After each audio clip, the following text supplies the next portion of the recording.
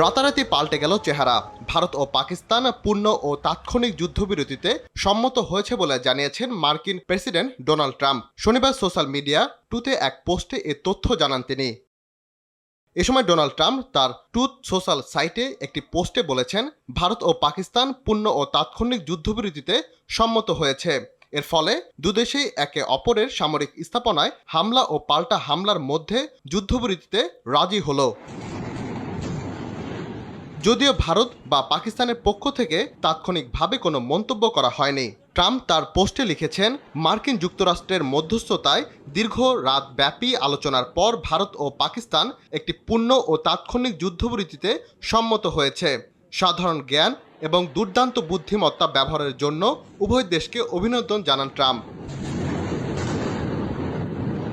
এর আগে শনিবার পাকিস্তানের সেনাপ্রধান অসীম মুনির ও ভারতের পররাষ্ট্রমন্ত্রী জয়শঙ্করের সঙ্গে কথা বলেন মার্কিন পররাষ্ট্রমন্ত্রী মার্কো রুবিও। এ সময় নয়াদিল্লি ও ইসলামাবাদের মধ্যে সরাসরি যোগাযোগের ওপর গুরুত্বারোপ করেন তিনি। রাকিব হাসান, RTV।